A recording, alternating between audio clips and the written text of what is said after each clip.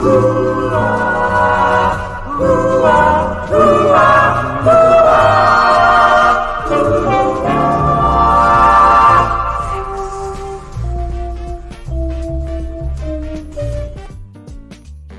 we are back. If you see all the socials at the bottom of the screen here in the App Stupid Studio, the App Stupid Podcast, make sure you follow us on those social platforms. Also, if you want to fund the madness directly, you can hit us up at Cash App, Vern Dollars. That's DOLLAZ. Gonna switch lanes here. I know that first segment we were talking some Utah State Aggie basketball. Now we're going to go ahead and talk about some Notre Dame football. So we're going to switch lanes here just a little bit. And what I saw made me ask the question. Notre Dame has the 9th ranked recruiting class in 2024. Is this good enough? Also, could Notre Dame be in the college football championships next year? And I think I'm going to put my foot in my mouth when I say this, but undeniably the answer is hell yes, and I'll explain why. Not only do they have the 9th recruiting class coming in next year, they have commitments from 4-star kids like quarterback CJ Carr, wide receiver Cam Williams, another 4-star kid. They've got Kensington Villanueva Asa, and I might be saying that wrong, but he's a linebacker, another 4-star kid. And then you've got Bryce Young, defensive lineman, 6'5" kid, also 4-star. They've got 11 4-star kids, 12 3-star kids, 7 transfers. Jaden Harrison from Marshall. You have Mitchell Jeter from South Carolina, the kicker. Edge rusher Oberson, he comes from Duke, RJ Oberson. You got Riley Leonard, another Duke guy who followed Oberson, and that's a quarterback. Notre Dame is not playing any games. And we'll go over not only the schedule, but the coaching tree when we come back from taking a quick 20-second break from an unofficial sponsor of the show.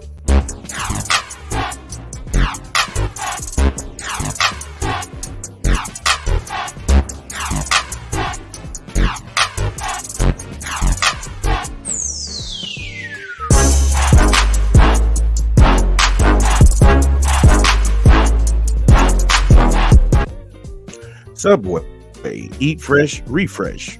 Try the new Subway Signature Series at your local Subway. Visit those good folks. Download the app.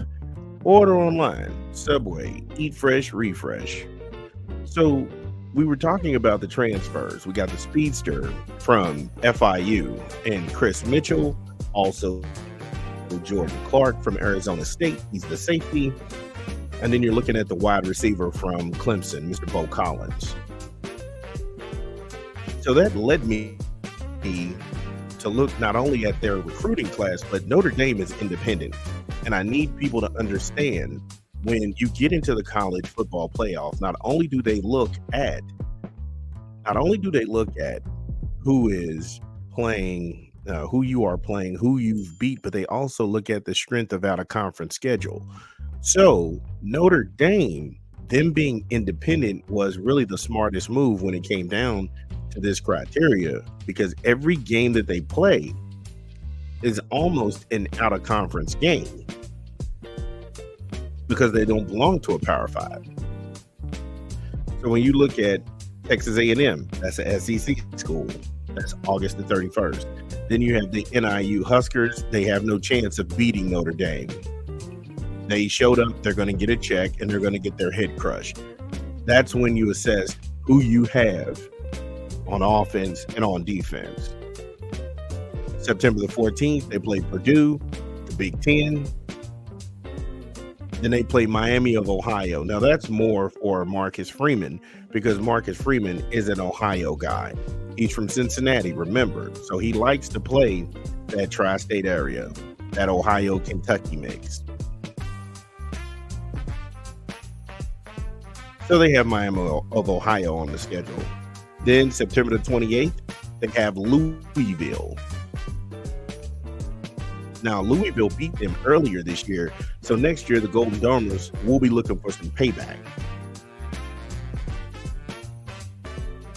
And that could potentially be a nice little rivalry that has really reignited the base between Notre Dame and Louisville. This year, they were at L&N Stadium in Louisville. Next year, they will be in South Bend. Touchdown, Jesus. Then they play Stanford, another Big Ten team. So you can see by October the 12th, they've played the SEC, they've played the Big Ten, they've played the ACC. And then they play the ACC again on October the 19th. They play Georgia Tech. Notre Dame always plays Navy. That's a good game. Then they play another ACC team, which is Florida State, followed by another ACC team, which would be Virginia. And then finally, with the season finale, November the 30th, they play USC. Now, these games, because they're all out of conference, and well, because they're independent, they're all out of conference. And so strength of schedule, we know Louisville will be good, because one thing Brom does, he raids the transfer portal and he brings in guys and he tries to mix and match the talent. So Louisville will be a steady football team, and they're establishing themselves in the ACC as a football juggernaut. Basketball yet to be determined, but football, they have arrived. You got to respect it. We don't know what FSU is going to look like next year. We don't know what Virginia is going to look like. USC, I covered them, the Trojans. I think we did talk about that. But I think that USC doesn't have enough firepower to beat them. And when we go look at the coaching tree and just who is there, because they just made a new hire at the offensive coordinator spot. And we'll tell you who that is when we take another quick 20-second break from another unofficial sponsor of the show.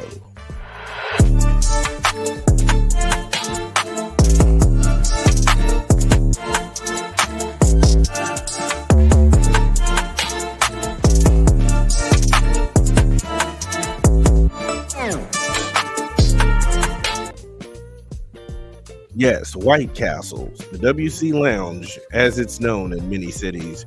Visit the good folks at your local White Castles. Try the onion rings, the sliders, and also the fish sandwiches, the chicken rings. White Castle. Yep, White Castle. Wow, Bill Belichick just got fired. And Pete Carroll got fired. We're going to cover those two, but whew, NFL. Yeah. Things happen, not for long. That's what the NFL stands for, not for long. But anyway, back to Notre Dame. So Marcus Freeman is obviously the head coach. He's the guy they got from Cincinnati. And now they bring back Mike Denbrook. Now, this is his third time coming back to Notre Dame. Third time's a charm. First stint with Willingham in 2002 to 2004. Then he was with Kelly from 2010 to 2016. And now he's back. Your defensive coordinator, Al Golden. Then you got Gino Ildugi.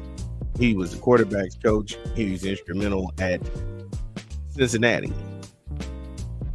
And I think Atlanta's quarterback is from that Cincinnati faction, which he's a St. X graduate in Louisville, Kentucky. And like I said, Gino has produced Peach Bowl seasons, back-to-back 11 winning seasons as a quarterback's coach, and he's going to have Notre Dame ready and primed to go. Then you've got Dylan McCullough, and he's the running backs coach. And then you've got your wide receiver coach and Chauncey Stuckley. So, Golden Domers, you've got to be feeling really good about next year. There's no Ohio State.